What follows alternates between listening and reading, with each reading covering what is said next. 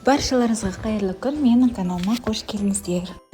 Біз бүгін фисташка рулет пісіретін боламыз. Ол үшін ең алдымен жұмыртқаның ағын жақсылап миксермен езіп аламыз. Жай-жайдан қант қосып отырамыз.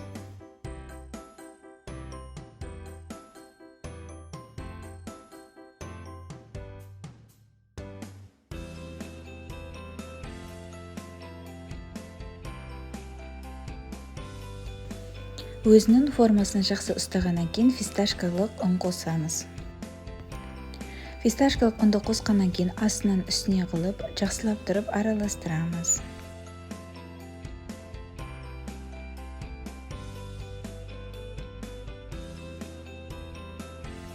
Жақсылап араластырып болғаннан кейін пергамент қағазына құямыз.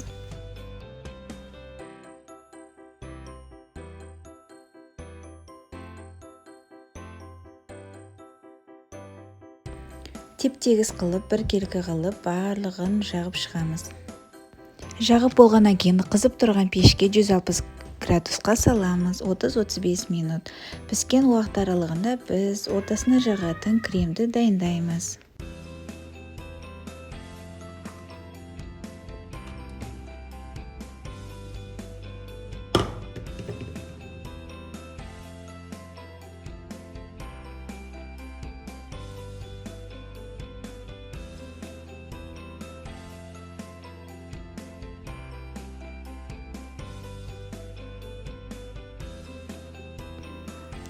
Рулетіміз піскеннен кейін әбден суығанша күтеміз.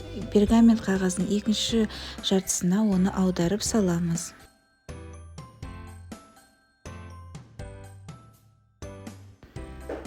Астыңғы жағында қағазын ақырындап аламыз да ортасына кремін жағамыз. Ортасына кез келген начинка қосуға болады.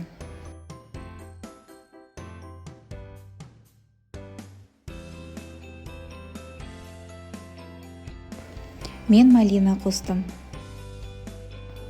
Барлығын жағып қосып болғаннан кейін біртіндеп ақырындап ораймыз. Өзіміздің қалағанымыздай қылдырып әдемілесеңіздер болады.